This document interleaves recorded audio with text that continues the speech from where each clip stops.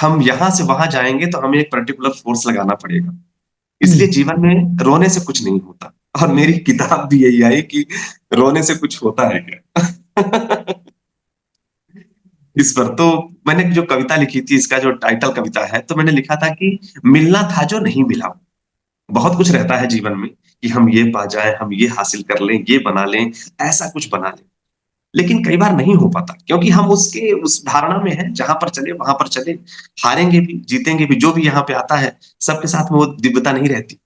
मिलना था जो नहीं मिला, जो चलना था नहीं चला, माना सपने चूर हो गए, जो चाह रहे तो ऐसा नहीं हुआ, तुम मिटने को मजबूर हो गए। लेकिन इस हार को जीवन भर लेकिन इस हार को जीवन भर ढोने से कुछ होता है क्या? अरे नहीं हुआ तो हो जाएगा। रोने से कुछ होता है क्या? रोने से कुछ होता है क्या?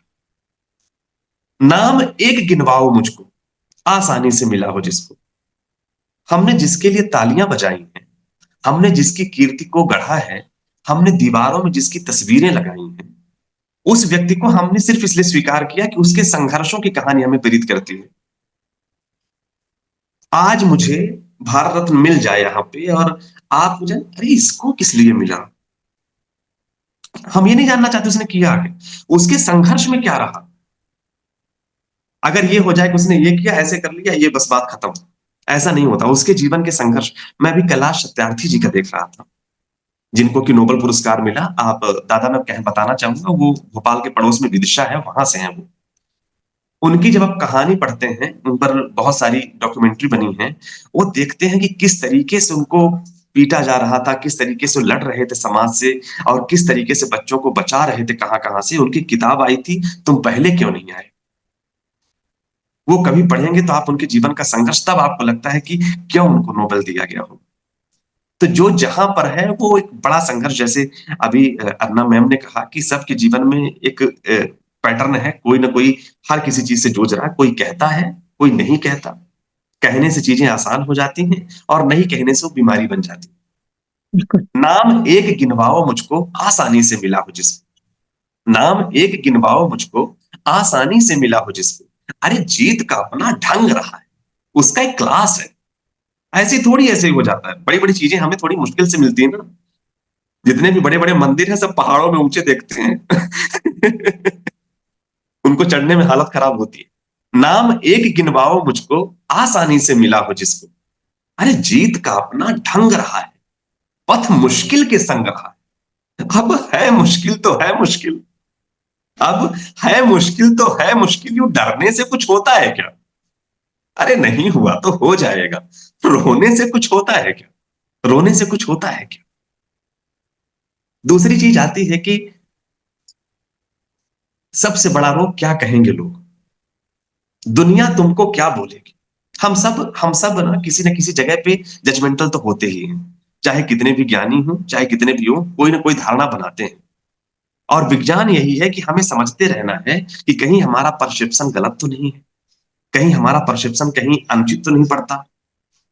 कई कई तरीके, क्योंकि कहते हैं ना कि सामने वाले का नजरिया अलग है तो वो हम उसको ऐसे ही दिखेंगे। ये वाली बात होती है। तो अगर हमें पता है कि अगर हमने नया रास्ता चुना है, तो नया रास्ता जरूरी नहीं कि सबको समझ में आए, और समझ में आए तो सबको स्वीकार हो। अभी कल मैं एक बात कर रहा था मैम, तो उन्होंने बड़ी सुंदर बात कही कि 10% लोग हैं जो बड़ा सोचते हैं, जो उनके पास नहीं है उससे कहीं ऊपर का सोचते हैं। तो हमने कहा कि इतनी भीड़ कम ही है, कहीं बेहद कम है। आप देखिए किसी भी क्षेत्र में, वो जो लोग चाहिए, जिस तरीके के लोग चाहिए, वो बेहद कम, लिमिटेड है। उनका कहना ये था किसी भी जगह पर। तो वो हैं जो लड़े। और एग्जैक्टली। बाकी लोग हैं कि जो पैटर्न पे, एक 80-20 रूल भी बड़ा सुंदर चलता है कि 20% लोग ही काम करते हैं, 80% बैठे हैं। 20 पर आपको, आपके पास 10 कपड़े हैं, उसमें से आप 2 ही कपड़े रेगुलर बेसिस पे हैं आपके। 8 कपड़े इसलिए रखे हैं कि शादी में पहनेंगे। सही कह रहे हो। तो दुनिया तुमको क्या बोलेगी, दुनिया तुमको क्या बोलेगी, जो बोलेगी वो बोलेगी। दुनिया तुमको क्या बोलेगी, जो बोलेगी वो बोलेगी। तुमको तो राह पता है ना, हार जीत हर पल है ना। तुम जो हो तुमको मालूम है, तुम जो हो तुमको मालूम है, कहने से कुछ होता है क्या? अरे नहीं हुआ तो हो जाएगा। रोने से कुछ होता है क्या? रोने से कुछ होता है क्या?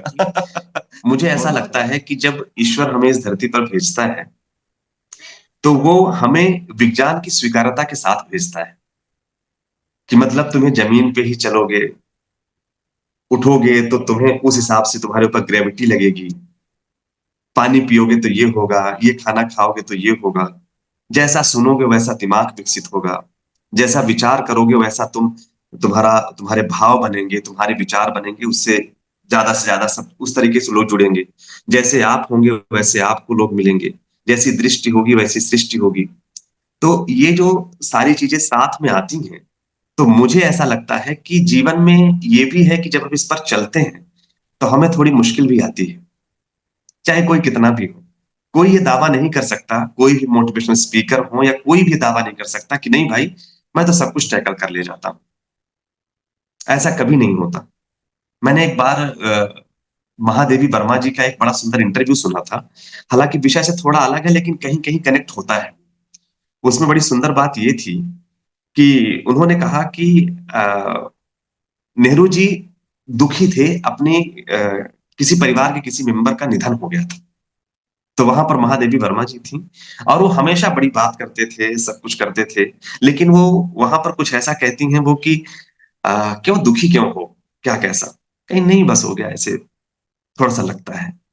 ये बात मैं इस तरह से कनेक्ट करना चाहता हूँ कि जीवन में जो बहुत सारी चीज़ों को चलाते हैं, लीड करते हैं, हर किसी के जीवन में, भगवान राम के जीवन में, उनके जीवन का ट्विस्ट अगले पल का आप अनुमान नहीं लगा पाते हैं। उतार-चढ़ाव चल रहा है।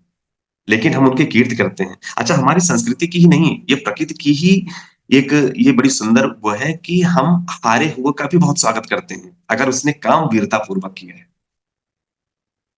कौरव और पांडव 2 पक्ष होते हैं और हम ये सब जानते हैं कि कौरव जो पक्ष है वो विलेन का पार्ट है। अगर हम देखें महाभारत तो, हम ये समझते हैं कि कौरव को हम विलेन का पार्ट कहते हैं और पांडव जो है हीरो का पार्ट है जिसकी तरफ भगवान कृष्ण थे।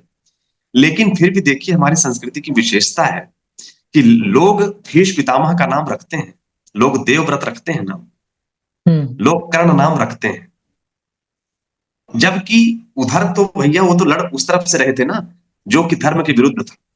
लेकिन ये हमारी संस्कृति की विशेषता है कि उनकी विवशता अलग थी, लेकिन उनकी विशेषता की पूजा होगी। एग्जैक्टली। हाँ, विवशता और विशेषता में दोनों को अलग-अलग हमें देखना पड़ेगा। तो जब हमें भूख लगती है, तो भूख लगती है, पर उसके लिए जो हमारी धारणा बनती है, वो अलग कर देती है। मैं आपको एक कविता की एक छोटी-सी भूमिका की तरफ ले जा रहा था, कि जीवन में जब अब उस विज्ञान में हम आ गए हैं, तो हम जादू पर भी भरोसा करें और इस पर भी भरोसा करें कि अपने से ही जादू। हम यहाँ से वहाँ जाएँगे तो हमें एक पर्टिकुलर फ़ोर्स लगाना पड़ेगा। इसलिए हम्म। जीवन में रोने से कुछ नहीं होता और मेरी किताब भी यही आई कि रोने से कुछ होता है क्या?